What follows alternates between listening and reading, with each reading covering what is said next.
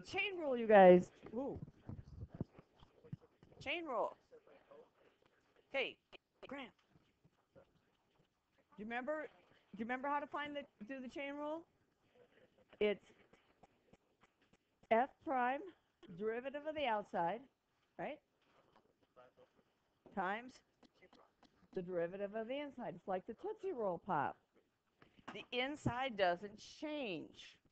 So when I do this one, the sine of f of x, it is the derivative, pardon? Yeah, I think there is. So what's the derivative of the outside? Actually, maybe I do. It's the cosine of the inside. The inside doesn't change. Like the inside of the Tootsie Roll Pop doesn't change, of f of x times the derivative of the inside. That's all there is to it. Oh, these are the ones you have to know right now. Okay, what's this derivative? Negative sine of f of x times the derivative of the inside then, f prime of x. So as you take the wrapper out the sucker, the inside doesn't change, does it? And then you lick the sucker, the inside still doesn't change until you get to the very last bit. Okay, oh, you guys remember the tangent? Secant squared would be secant squared of x, but it's of f of x times,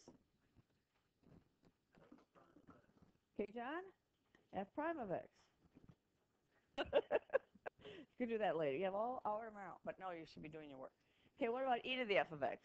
It's e to the f of x times f prime of x. And then it's what? A to the f of x times the natural log of a times f prime of x. Does that work for e to the x? Natural log of e, if I put that in there? Yes, because what's the natural log of e? It's 1. Okay, David?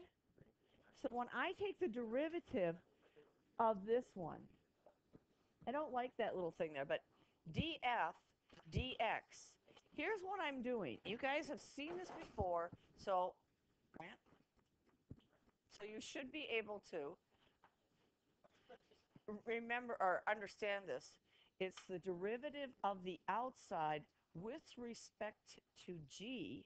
It's really the derivative of the outside with respect to the inside. And I'll say it again in a different way.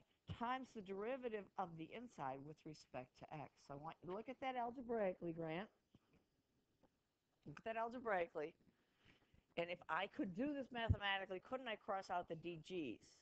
Yes. Grant, focus, please. We have a lot to get done. Couldn't I cross out the dg's and wouldn't I get df dx? Yeah. Okay. Here's what happens. If you change the x a little bit, the inside function changes. And if the inside function changes, so if I change x, g changes a little bit. Now, if I change g, what happens to the outer function? It changes, right? Because the derivative is always talking about how something changes as something else changes. Okay, so I just gave you that handout because it was a good place to start. Please save that. We will come back to it later. So, how about doing some examples? Now, I'm sorry you don't have any space. I thought I ran these, but I don't know where they are. So, how about the derivative of e to the square root of x? Now, you might need a little practice on the chain rule. You might need to come back and do it. Well, first I'm going to make this e to the x to the 1/2. So what's y prime? E to the x to the 1/2, or square root of x, times the derivative of the square root. It's 1/2 x to the what? Negative 1/2. If I want to make it look nicer, because maybe I want to match it on the exam, it's e to the square root of x. It's over 2. And because this is a negative exponent, this will go in the denominator, and it's the square root of x. Now, I went through that quickly. If it was too quick, let me know. It's okay. But you get it? You might use the back of that orange sheet to write your notes down. Funny idea. Grant, help me do this one. What's this one going to be? Y prime is equal to? Is it 1/5 dx? Okay, Zach? Trevor? It's 5 to the 1 over x. Oh, yeah, it does look like it's negative, doesn't it? Okay, so it's 5 to the negative 1 over x. This doesn't really matter. Times the log of the base times the derivative, let's put our plan here, of negative 1 over x. Now, you could use the quotient rule, but I don't want to use the quotient rule, Sam. It's Sam. Okay, guys. How do you do that? You know what I would do? I wouldn't do the quotient rule. I do sometimes if I like it, but it's really this. Isn't that a lot easier? Don't do it in your head. It's negative 1 times negative, so it's positive 1, x, go down 1, negative 2. So that this is negative 1, not negative, positive 1 over x squared. Is that okay, Duncan? Okay, you guys tired this weekend? After this weekend? Oh my god. Don't even get me started. Good news? You have a 4-day week next week. What? You don't have school Monday. Yeah, Grant. Let's just swear in front of the teacher. How about? Okay. Because you couldn't have just said awesome. Because that was just so hard. So hard to say awesome. Okay, you guys might want to copy this down. I don't know what the homework is. We're going to do the parametrics today, but I don't want you to be trying to do it tomorrow and not know what you're doing. That may happen anyway. Hopefully not. So this is W is equal to a composite function. It's U of V. Okay? And it asks you to find the derivative at 0. Okay? So I want W prime. No? What's W prime? Just looking at this. It's the derivative of, it's U prime of what? V times V prime of, I should have said of X or whatever it is, of X. So what's W prime of 0? It's U prime of V of, I should have done X here, I'm sorry. V of 0 times V prime of 0. I should have written it this way. W prime is equal to U prime of V of X, because it's too sloppy to read, times V prime of X. And then in place of X, I'm going to put in 0. What? I want W prime of 0. Eric, is that okay? Then you just look it up. So it's U prime. What's V of 0 up here? Of 2. This is the type of question I like to put on the AP exam. What's V prime of 0? I bet I have it here. Oh, it's 5. And now, what's U prime of 2? Sorry? I don't know. This is really good. What's V prime of 2? It's 4. So 4. it's 20. So it's 4 times 5, or 20. Now, these problems are not necessarily easy problems with the chain rule, because they're all mixed up. This is the chain rule. I'm even going to cross that out because it's messy.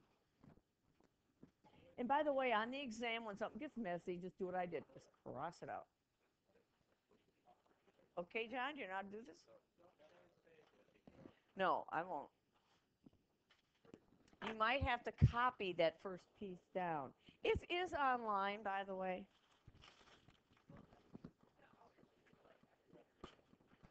Yeah, they'll always give you everything. Oh, did I not do that? Didn't I grade it? Okay, well, we'll do that. Just remind me, okay? I totally forgot about that. Now we're going to get to the hard stuff. That was the easy stuff. No, because tomorrow you're going to have to do parametrics, so I thought maybe you would want to do it today so you know how to do it. Tomorrow you have the whole period to work. Mr. Martinson will be here. He can help you with algebra. Can't help you with the calc. Okay, we ready to go to the next one? Silence means you're ready.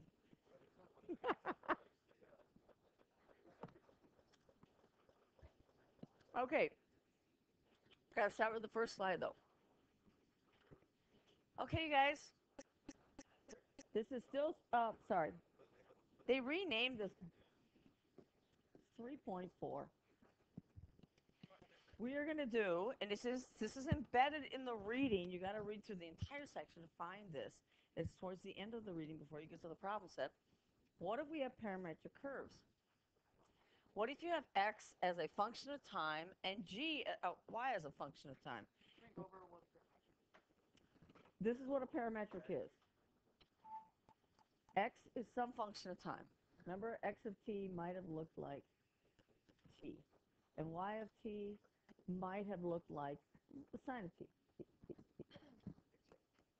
So it gives you the position based on time with this rule. So I want to find dy dx, which is the slope of the tangent line. Okay, Eric? So you might not have any idea what you're going to do, but it's not hard to do. No, it's not. It's this. What is dy dt? If y is equal to g, what is dy dt? Well, g prime of t, which I can write as the derivative of g with respect to t. Okay? What about x? If x is f of t, what's dx dt? You're right, it's x prime of t, or f prime of t. It's also x prime of t, by the way, which is equal to the derivative of f with respect to time. So all you do is, and I'll show it to you backwards, dy dx is the derivative of y with respect to time divided by the derivative of x with respect to time. That means this. You get dy dt, I'm going to justify it algebraically, divided by dx dt. Well, what do we do to divide? We multiply by the reciprocals. So I get dy dx. So what you have to know is it's the derivative of y over the derivative of x. If you want me to put y prime of t divided by x prime of t, that's fine. This will be on the exam. This is one of the BC topics. This is almost always, it's either this or a polar, a free response question. Like polar coordinates. But that's not until spring. And they're done the same way. Pardon? Not actually, wouldn't be a bad idea to put polars in here. But anyway, we're not. So let's do a problem. Ready? It's just dy dt divided by dx dt. And that's equal to the slope of the tangent line. Is that okay, Grant? And we could graph this if you'd like me to, we will. Now, before we do that, you have a horizontal tangent when dy dt is 0. Does that make sense? You get a vertical tangent when dx dt is 0. And honestly, I don't know what I was thinking when I read that. If you want a particle to, well, I wrote that, excuse me, a particle to stop, what has to be true? Just because it's not going up anymore doesn't mean it's not going sideways anymore. So for a particle to stop, both dy dt has to equal 0 and dx dt has to equal 0. Both of them have to be 0.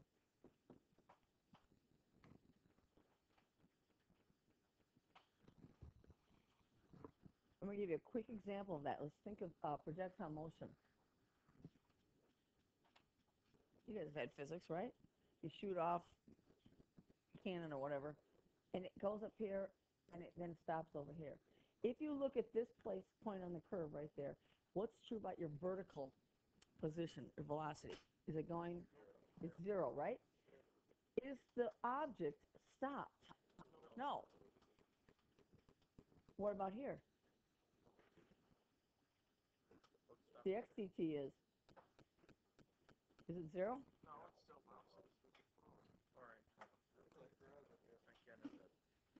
Well, after it's stopped, it's done, right?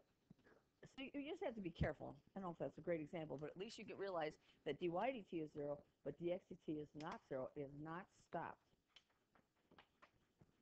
So for you to get the object to be stopped, they both have to be 0. You have to stop going up and down. You got to stop going sideways. Okay? Now I'm thinking of a spring even. Like if you have a motion like this. What happens to dx/dt over here at a spring?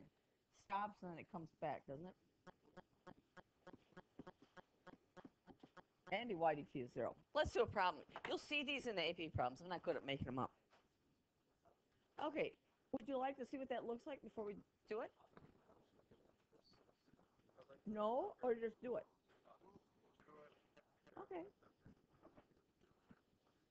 I kind of would like to see it, but I want the equation of the tangent line. How do you find the equation of a tangent line? Point slope. Y minus y1 equals what? Grant? M x minus x1. So what do we need to know? We need to know the x coordinate and the y coordinate. And guess what? They gave them to me. That is not time. Is that okay, Sam? I slide it a little bit? What else do we need to know? M. This is how I attack the problem. I go, I want the equation of the line. I got to figure out what I need, and then I do the easy things. Do I know the x coordinate? What's the x coordinate? Square root of 3. What's the y coordinate? 1. What's the slope?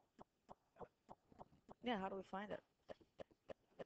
It's dy dx, right? That doesn't make sense. You got to help me out. And how do you find dy dx? You remember the formula. It's the derivative of the y function divided by the derivative of the x function with respect to time. You could eliminate the parameter. It doesn't look like fun to me. And this is typed wrong. Sorry. I don't know how to do it easily. It would not be pretty. Come see me. In general, you have to figure out a way to either solve for t or do a trick. This one does not look like fun. Okay, so let's find dy dt. You're going to find these easy. Now, this is the velocity in the y direction. Okay? What's dy dt? 2 times cosine t. Why does the 2 stay there again? Well, it's really 2 cosine t plus the sine of t times the derivative of 2, which is 0. So if you remember that, you can pass a constant through the operator. Okay, John? What's the next one? What's the velocity in the x direction? It's dx dt.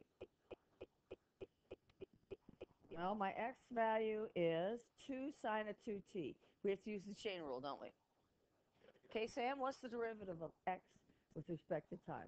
So ignore the 2, it's there, times the derivative of the inside function, or the derivative of the outside function, sorry, say that wrong.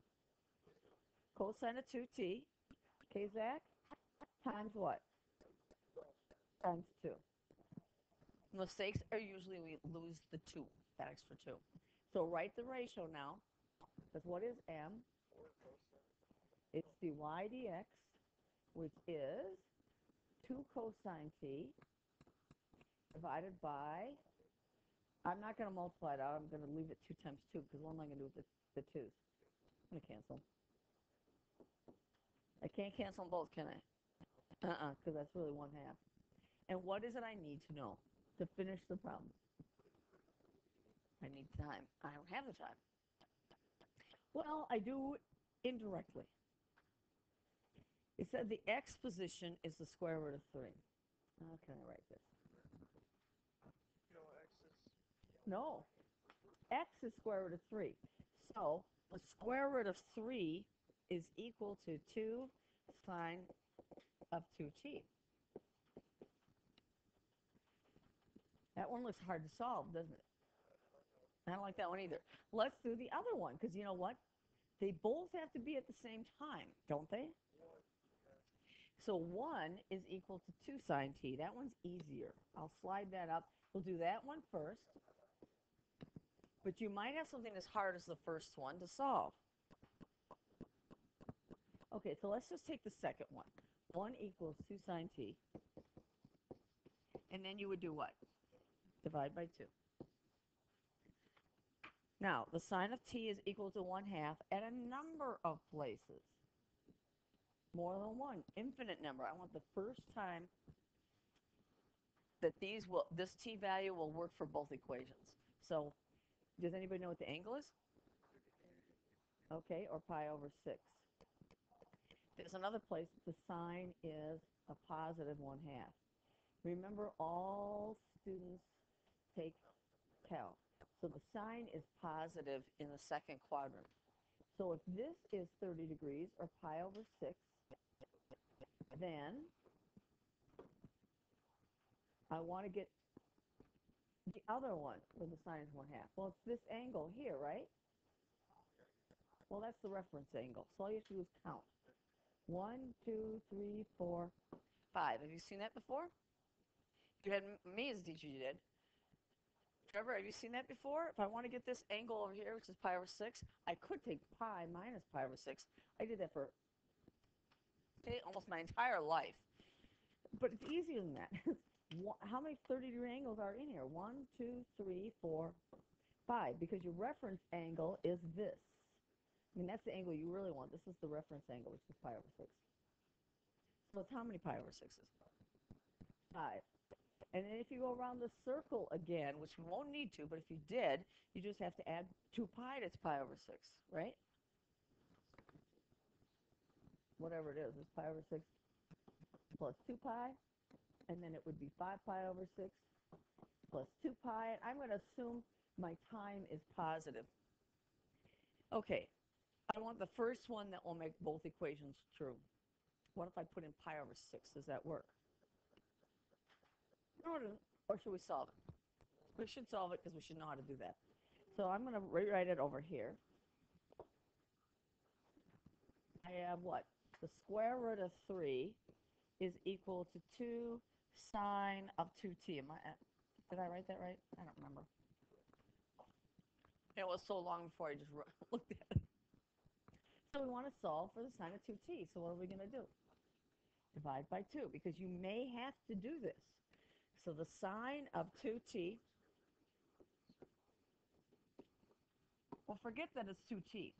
What if it's the sine of theta is equal to the square root of 3 over 2? I'm going to draw my triangle. Some of you may know it, but I have to assume that not everybody does. This is 30. Here's 60. This is 2. This is 1. Square root of 3.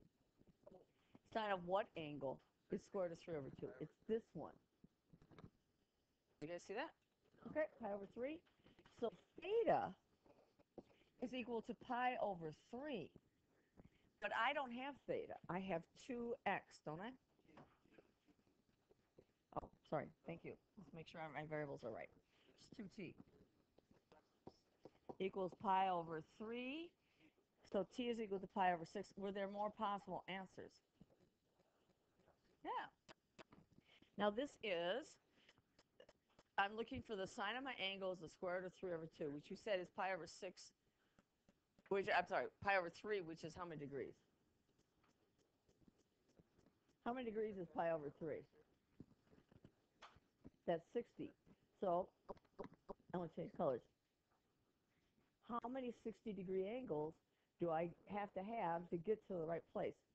Now, I want my sine function to be positive. Oh, so there's one 60-degree angle, and there's 2. So what's the next answer here? This is pi over 3. This is what? 2 pi over 3, isn't it? What's this? This is 3 pi over 3. 4 pi over 3. 5 pi over 3, 6 pi over 3. Because you have to look for all the answers. So how many to get here? Because it may not be the first one. What's the next solution then? It's 2 pi over what? It's 2 times that, so I'm going to divide by 2. 2 pi over 6. So this angle is pi over 3. Do you see how I got that one? 2t is pi, here, let me write it this way.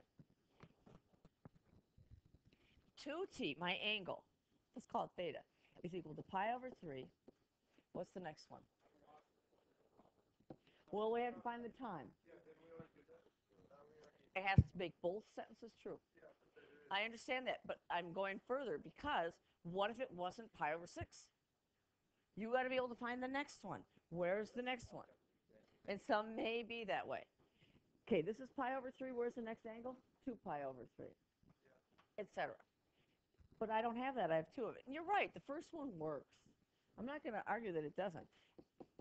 This is pi over 3. But how do you solve these trig equations? Because we had one last year, and I don't think we did very well with it. So divide everything by 2.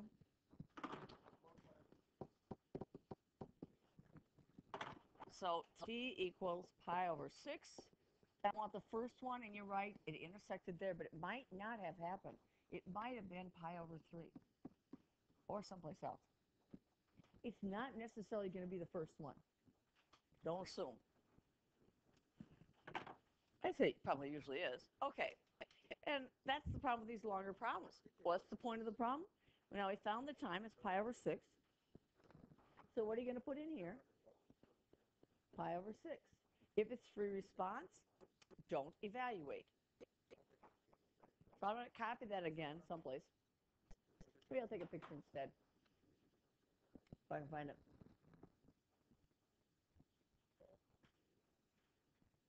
Oh, no, I want to take a picture. Oh, I know what I did wrong. Okay. Now it's probably a mess.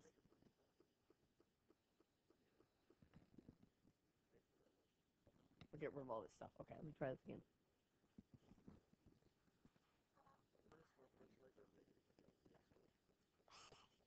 It's not me. I'll have to deal with it. That's all. And you guys are going to evaluate this. Now, okay, Grant? We're going to do this at pi over 6, right? And I'm sorry, it's poor quality. It's cosine of pi over 6. You must do this. And it's 2 cosine of 2 pi over 6. Is that good enough for free response? Yes. Is it good enough for multiple choice? No. So, what's the slope equal to? I hope I did it right. The cosine of pi over 6. We're going to go back to my triangle. And it's 2 cosine of what? Pi over 3. What's the cosine of pi over 6? Now, this is pi over 6, and this one's pi over 3. I remember it because I want to make this pi over 3, but it's wrong. That's how I remember it. So what's the cosine of pi over 6? Square root of 3 over 2.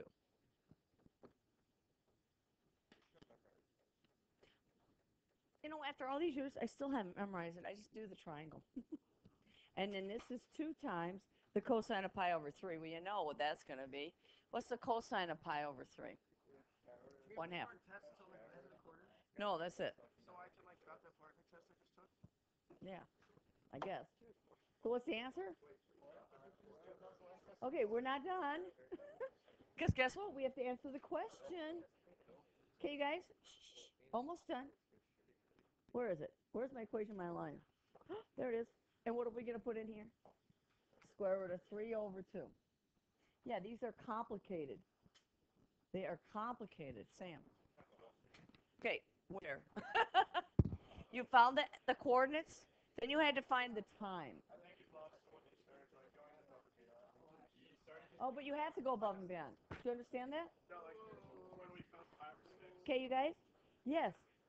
But, you guys, I kept going because it might not be pi over 6. But now you're throwing us off. But those are all the things you have to think about. That's what's going to make this part hard. Is there a problem where the first Answer doesn't work? Yeah. Okay, we should do one. Yeah. Well, if I had I started with the other one, I mean, I just want you to see that it could be either one. Hopefully it's going to be the first one, but you have to check it in both. Okay, if you can remember that, that helps. And then we were writing the equation of the line, and all I needed to put in, that was left to put in, was the slope. And you have to take this derivative and evaluate it. Now, you could just copy it down, cosine of pi over 6. I mean, I don't care, except you better be able to find them. And I wanted to review how you get your angles here. I want to make sure you knew that. And that's it. Would you like to graph it and see what it looks like? I would. Now, I don't like parametrics on the Inspire. Amazingly enough to say that, but can we find the horizontal velocities? Let's do that while we're here. Now, I don't. There we go. Well, guess what? We just did a little bit of parametric work in the other class. If you remember the particle motion. Okay, I don't want this circle thing either.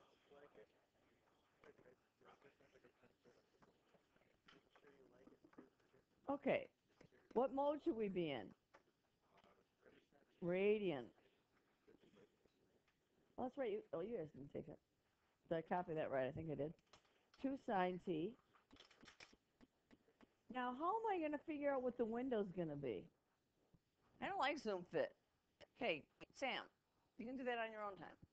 How are you going to find the window? Well, we're going to grab it. I like to see it. Don't you want to see it? Yeah. What's the biggest x is going to be? What's the biggest x is going to be, Zach? 2. What's the smallest is going to be? -2. What about the y's? 2, -2. So what about my window? We'll make it go 0 to 5. That might be okay. I don't know. Leave the step size. And we'll make this -3. I probably could have zoomed a trig. Well, maybe not. To 3, and let's do -3 to 3 on the y's as well. I don't even remember what it looks like, to tell you the truth. Graph. Oh, I'm okay. Kind of a weird graph, isn't it? Would you like to, would you, because I stopped on my t values, how about if I go to t max of 2 pi, which is 6.28, right? Because you want a complete cycle, right? Where's my pi? There it is. Now it should work.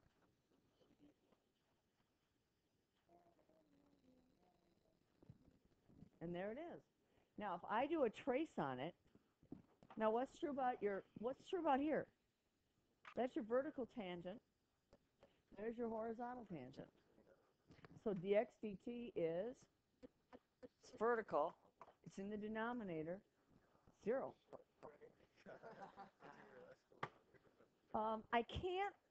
Unfortunately, I can't ask for the equation of the tangent line in parametric mode. It doesn't work that way. But we can do a trace. And I think, what was our time? Oh, it was pi over 6, right? Second pi divided by 6. And there it is. That's the tangent line. So it's going to be over here. What was our equation look like? Is that reasonable? I'm going to take this and make it a little bit bigger, cover up my work. We're right here at this point. The slope's positive. And my x-coordinate is square root of 3 over 2. And the y-coordinate's 1. Where can I put that? At the bottom, I guess. Now I have to remember where your tests are. That was so long ago. Yeah, I graded them in class. Did I put them online?